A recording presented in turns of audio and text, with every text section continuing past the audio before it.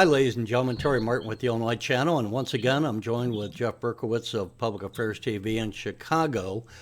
And Jeff, right now we have breaking news today as we tape this on April the 23rd. The state's leading senator, Senator Dick Durbin, just announced shortly before we are recording here that he would not be running for another term. As you and I discussed, that he would be probably making a decision shortly after Easter. We discussed this last week. Senator Durbin put out a video. So let's start with taking a look at what the senator had to say. I truly love the job of being United States Senator, but in my heart, I know it's time to pass the torch.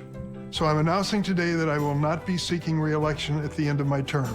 The people of Illinois have honored me with this responsibility longer than anyone elected to the Senate in our state's history. I'm truly grateful. Right now, the challenges facing our country are historic and unprecedented. The threats to our democracy and way of life are very real. And I can assure you, I'll do everything in my power to fight for Illinois and the future of our country every day of my remaining time in the Senate. So that was a video that Senator Durbin put out announcing he would not be seeking re-election. He was first elected to the Senate in 1996, so he is not only the longest serving senator in Illinois history, U.S. senator, he's one of the longest serving senators in the history of the United States Senate. I mean, by the time he leaves, he will have been in office for 30 years. And because most of the senators serve about two, no more than 3 terms, but he will have served 5. So, Jeff, what do you think is the impact, first of all, on his retirement? And of course, then let's take a look at some of the people that might be vying to replace Senator Durbin. Well, for a long time, he's been in the shadows of Chuck Schumer. I mean, he's number 2. He's the whip. He's not a very vigorous whip, but he's the whip. You know, and so there'll be a lot of shuffling to replace him. Some of the youth movement, you know, slowly but surely, the Congress is getting rid of their octogenarians. There are a few left, but Nancy Pelosi on the House side, basically gone. Excuse me, Durbin now gone. You know, 30 years in the Senate, but another 14 in the House. That's almost 45 years. I think he had a state job, not elected office before. He's never held a real job. No wonder he's not familiar with the private sector. He's never really been in the private sector. Yeah. So, Yeah, what do I Senator think? Durbin, well, he was in the United States Congress, I believe first elected in 82, Right. and he served as the Illinois, I think it was a parliamentarian in the Illinois legislature. So as you say, I mean, he was a lawyer, but he didn't even practice law really of any consequence before he took a government job and then stayed in the government service.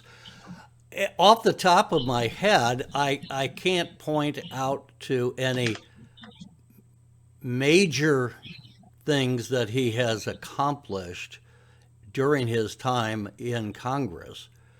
I would say to his credit that over the last approximately 20 years, Senator Durbin, as the lead senator in Illinois, has upheld his end more than the other senators that he has served with.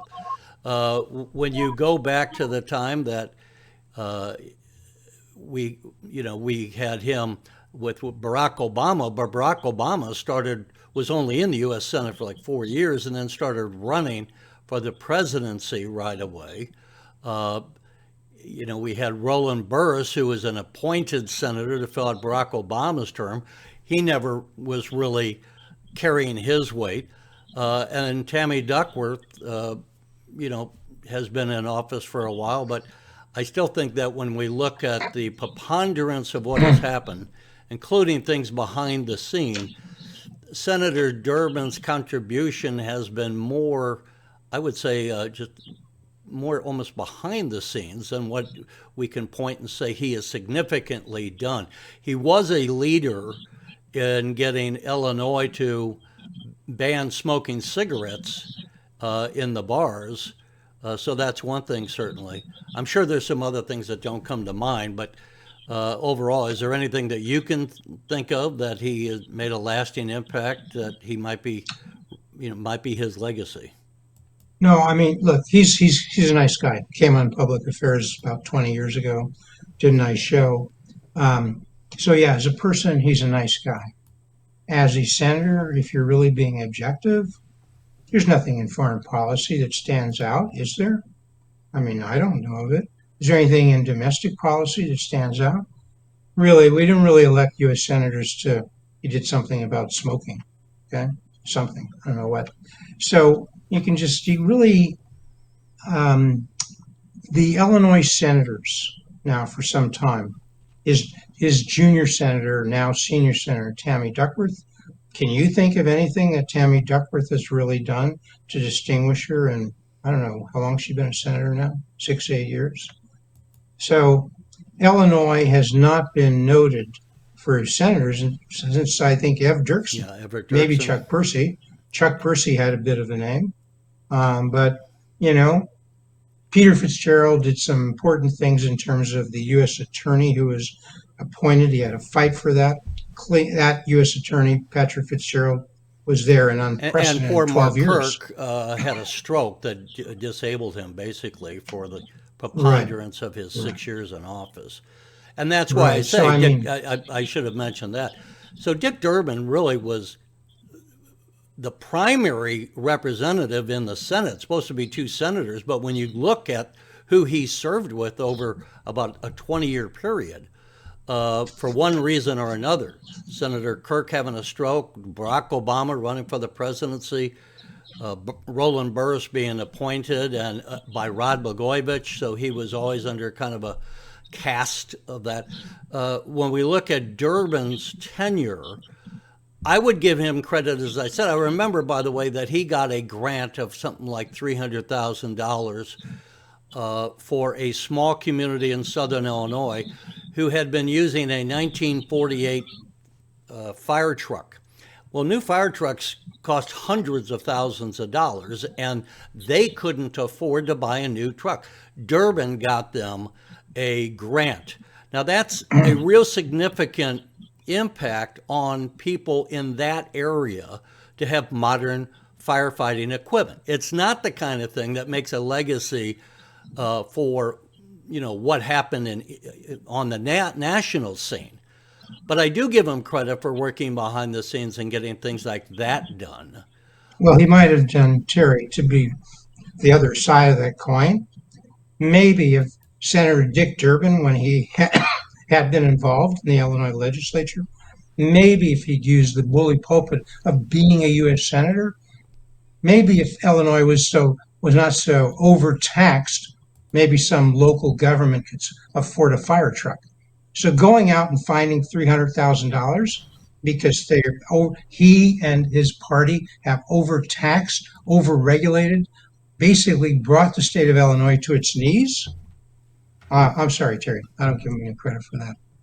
I mean, he should have been Well, doing he more he has to been. liberate free. Excuse me, Chair. He should have been doing more in the U.S. government and in the Illinois government to liberate free enterprise, not destroy it. Yeah, That's what I I have to mean, say. here's the thing. I mean, he was in both times where the Democrats were in power. He was the number two senator.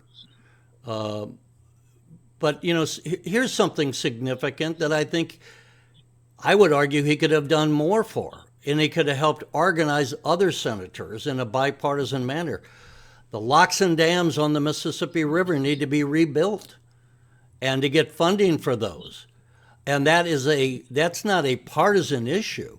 America makes billions of dollars in profit sending corn and soybeans and coal down the Mississippi to the port of New Orleans for export. And we'll be talking about tariffs a little bit later.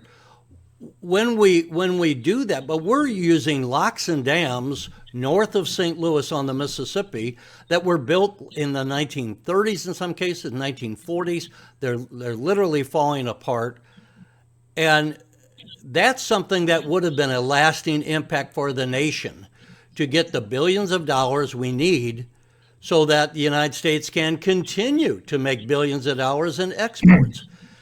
That's the kind of thing I think that it's not so much often what you did as much as what you could have done, having been the number 2 Democrat in the Senate behind Chuck Schumer. But when I look at so much of what happens in government these days, in the Senate, and I've covered the Senate when I was with C-SPAN 30 years ago in Washington, it's just a lot of talk and very little action, and it really is, I don't want to sound namby-pamby, but there are many issues that are not partisan that if you worked across the aisle to say, what can we do together and get things done for America? And I have to say, not to put all the blame on Senator Durbin, but as a leader in the Senate, maybe he could have reached out more to accomplish those kind of issues, not to make it all about the locks and dams. There's a whole host of things that America needs that could have been addressed. Well, Terry, let's use this to transition to our next topic, which is the replacement for Senator Durbin. He could have done so much more. He could have done so much more in terms of speaking out against the devastating wrong policies of his party. He could have done so much more to speak out against the open borders policy of Joe Biden, which I guess was Dick Durbin's policy, to let essentially 8 million illegal immigrants walk across our borders, run across our borders, gotaways. 8 million is really the reasonable estimate in the last 4 years or higher of essentially unvetted immigrants. Now we're dealing with the problem. How do we find which ones are the worst of the worst? And there are some very problematic immigrants here who are involved in gangs and other activities and violence. How do we discriminate between the good illegal immigrants and the bad ones, and at least deport the ones who are a danger to this country? I haven't heard him say a damn word about that. Well, the thing I think a fair criticism is that unlike when we said Everett Dirksen and Chuck Percy, and I would say both of those were standout senators in the U.S. Senate. When you and I remember, and we've talked about before, when a significant piece of legislation, the Civil Rights Act of 1964, was passed, it was passed because Everett Dirksen got Republican senators to vote for that. And it was because Republicans were voting on that bill that overcame the objections of the Southern Democrats who were voting against it. The criticism of Dick Durbin I would have, and when you look at the tenure that he had, it'll be 30 years, as I say, by the time he leaves, he was too partisan. He would almost always vote the party line, and very rarely did he ever buck the system. And as you said, when you have such egregious breaking of the law of Joe Biden holding that border open, where was Senator Durbin criticizing his party or getting behind the scenes Biden to change that policy? I didn't see him do it. He could have spoken out on the Senate floor on any number of issues. So I think, unfortunately, that might be more of his legacy, that he had the power to affect more change, and he didn't take. He was too often just pushing partisan issues.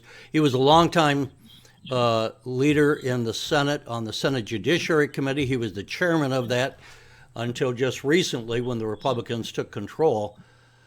But again, he didn't speak out against the FBI or the prosecution using lawfare against Trump. Worse, he allowed a lot of nominees for the judiciary to go forward without saying a word when a number of them, and they're getting appointed by Biden, are very problematic. Didn't say one damn word. In questioning by John. He ran the judiciary.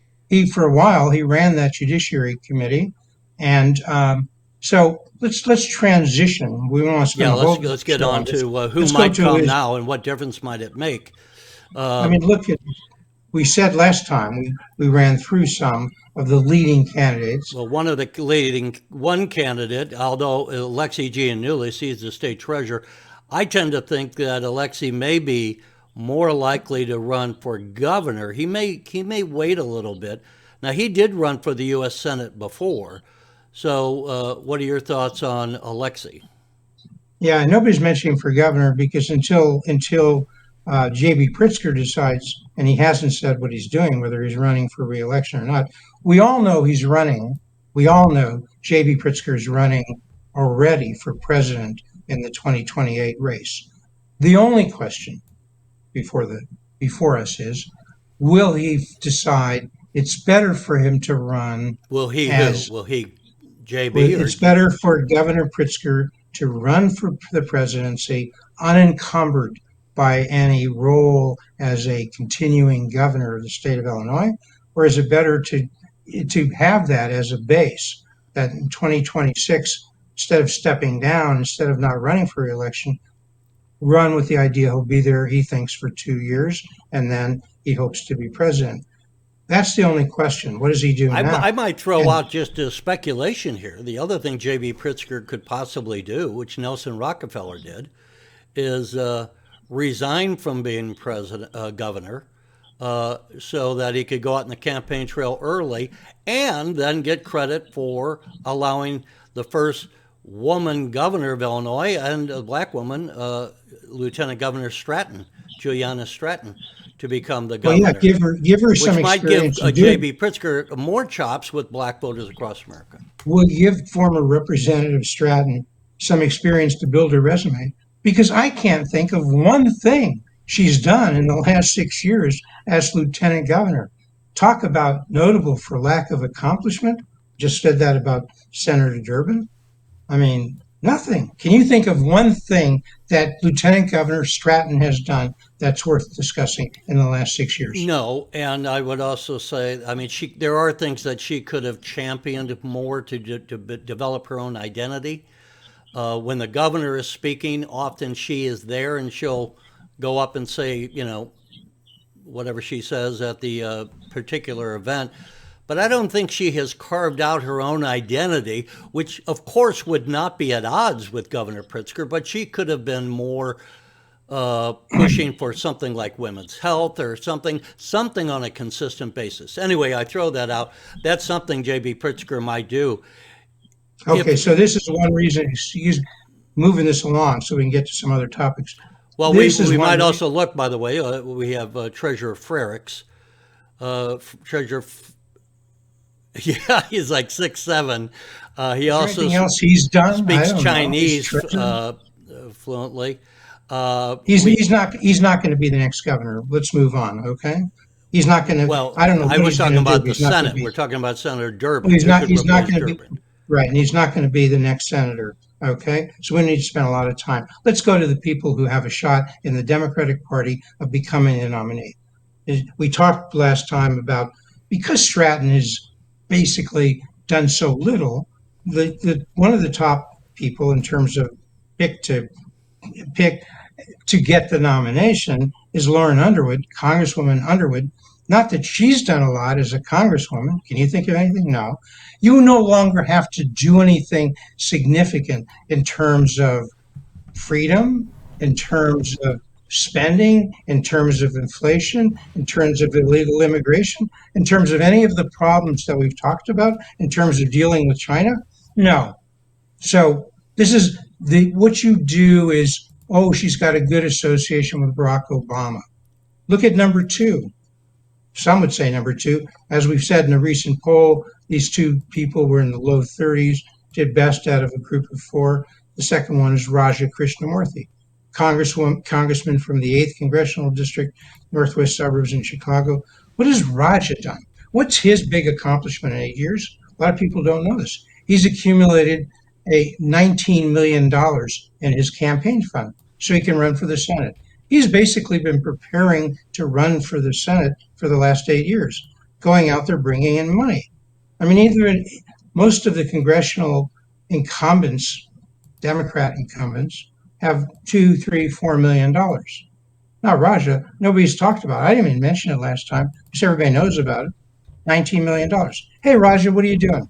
Did you do anything about illegal immigration? Did you do anything about crime? Did you do anything about education? Yeah, your district is as bad as any other bad district in the state of Illinois, where only 1 out of 3 kids read at grade level.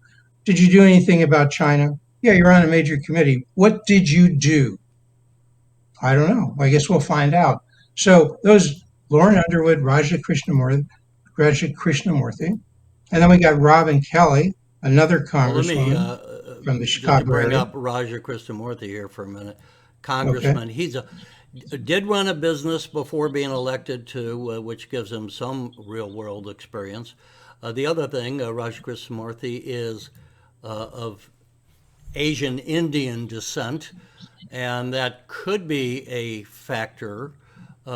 Sometimes when you have I think the Indian community in America is a growing community. They're highly educated as a community, as a make a overall generalization. But that could help him in a run for the Senate. And you mentioned he served on the special committee in Congress looking at the influence of communist China inside America. So that gives him an edge of being a little bit more moderate and conservative and not just But Terry, one other Terry, what did he person. do? What did he do? Did he use his bully pulpit to raise the issue of Goshen having a basically a I couldn't communist to company? raise the issue of what? Goshen, Ocean? this Goshen, Gotion. Oh, You may not Goshen, know the about battery factory. Goshen. Yeah, subsidized by the Illinois government, subsidized by the federal government. It's Well, basically that whether he wait a minute, party. whether he What did did he or do? not, Jeff. I mean, I don't know that anyone's going to care about that when we go for the Senate. Whether you're opposing having spy balloons fly over the country, I think people would give a would matter to people. But no, I don't think anyone's going to vote for him or against him, depending upon what he happened Well, to did say he do about the anything battery maker. strategically, If he Terry? comes out and says This we shouldn't have the Chinese buying farmland next to our military bases, that's the kind of thing that would give him some chops, and because he served on that committee, would give him some credibility. Well, yeah. It's nice to serve on a committee, Terry. If you're there for several years, for 4 years, 5 years, some of you want to know: did you ever talk about China as being a strategic threat to the United States, economically, militarily? I don't know if And he what did has. He you may do? have, and I just didn't notice it. Well, he certainly hasn't made it very loud, or you and I would have Congressmen known. don't always have the greatest platform to get the word out. They're frustrated by that. He would have a bigger platform as a senator. One thing, Okay, do you we can move along and get to property well, taxes if you wish. let's just mention, uh, so Juliana Stratton's there, Lieutenant Governor. So we have 4 relatively undistinguished Democrats: Underwood, Krishnamurthy, Kelly, and Stratton. And then we got Susana Mendoza as comptroller, who has done some things. We could talk about her if we have more time. We will in the future. Well, that's one thing And we about it. got What do you you. think about Susana Mendoza in terms of? I don't think anyone knows what she does as comptroller, and it's not the kind of position that you can really make a lot of headlines on. But she is Hispanic, and there's obviously a growing Hispanic community in Illinois. So then the question was, instead of would it be better for the Democrats to nominate an African American, or would it be better for them to nominate a Hispanic or Raja Krishnamurthy from, as I said, Asian Indian descent? Well, here's an idea. Here's an idea. So we said we have Susana Mendoza, Comptroller Mendoza there. We have Alexi Janulius, Treasurer there. Um, uh, is there a Republican We didn't candidate? mention Kwame, although last time we both said Kwame No, is he's not probably running. likely not to seek either He's not. office. He'll stay as Let's focus on the Attorney 6 people General. who are. Let's focus on the 6 who seem to be running. Seem to be. Nobody's circulating petitions yet. I mean, has any of these people, as I've said, done anything to distinguish themselves to become one of the 2 people from the state of Illinois to represent us in a club of 100? Distinguish on foreign policy, on immigration, on inflation? No, zero, zilch, okay? Any other foreign or domestic policy? Has the Republican Party has the Republican Party in Illinois managed to come up with a credible candidate for the U.S. Senate I don't mean somebody who just says, "Okay, I'm running." Well, I think it's Somebody a who, little early no, so far to say, have no, they it's come not. up with a credible candidate? Gary, could I finish the thought and Well, then you can respond yeah, but let me get a word in real here. quick? The Well, you thought will. is that yes, there are any number of Republicans who would be credible. Darren LaHood Well, would be a credible candidate. Richard Porter would be a credible candidate. So to say they'll have the Republicans yet come up with them, we only today got the word that we were anticipating that Dick Durbin officially announced that he's not running. So I wouldn't, well, if I were a Republican seeking to run for the Senate, I would not have uh, announced my candidacy prior to Dick Durbin well, to leaving. have a credible campaign, Mom, M is for message, O is for organization, M is for money, MOM. Who are these credible candidates who have the organization, the ability to build one, to get out the message, and to well, money, message, and organization. Who has it? You mentioned LaHood. I don't think anybody thinks he's going to give up a very safe congressional seat to make a risky bet on a Well, statewide sometimes Senate run people's in arms Illinois. are twisted and they can be convinced if they're guaranteed to get X number of dollars. And with Donald Trump in office, even if he were to lose, he could be appointed to a federal position if he were a losing Well, candidate. that could be if that could be, and but I don't think there's any I'm indication not pushing, anybody's by the way, Darren LaHood. He's a great guy. He's a former federal right. prosecutor. He's been in the Congress now for roughly 6 or 8 years. So he had served as an Illinois state senator before, and his dad had long been in the Congress. So he knows the lay of the land. Richard Porter, who you know, I've met. Richard Porter could be a credible guy from a. Why don't you talk a bit Yeah, about but there's Richard one. Porter There's because people don't necessarily know who he is and why he might be a credible Republican. well, just before we do that, say there's one problem. Almost everybody who's talked about him, and he himself talks about a run for governor, not a run for the Senate. He could run. I'm just saying nobody's saying that, including him. And most recently, when he was Would he interviewed, be a credible? Of course, we might have. Would Porter run if J.B. Pritzker decides to stay and run again? well, some people say that's why he's not come out yet because he's waiting to hear what JB said. And he has said recently So in an then interview in the it's last less week, likely you're saying, and then so then if J.B. Pritzker says I'm going to remain as governor, would Porter then be more likely to run for the Senate, or would he just sit on yeah, the sidelines and not well, run? very well might, but then the Republican Party has a problem. Who is their credible candidate to run for governor of the state of Illinois? Well, There seems to be a dearth of credible candidates of the Illinois Republican Party to run for Senate and to run for governor, even though J.B. Pritzker, as I've said before, is arguably a very weak candidate in terms of his performance. We'll get to that, I guess, next week in terms of looking at property taxes and other things he's I not think the addressed. Republican Party in Illinois is about like the Democratic Party nationally. They don't have a real leader. They need to coalesce about what are the issues they're really going to champion. And they need to do a better job of recruiting people to come out as candidates. They're quite a disorganized group, I would say now. So, yeah, Well, this it's. is my point. My point is And so now is the many of the time to do leading it. Republican funders have left the state. Oh, I didn't say it was an easy job to go out and recruit a credible candidate. I said it needs to be done. That's my Well, it point. needs to And be the done. point But when is, we look at the Republicans who have run over the last 20 years or so uh, for governor and for the U.S. Senate, there just not been a long list of really credible people. well, yes, something needs to be done, needs to be done now because they're so far behind for some of the things you pointed to.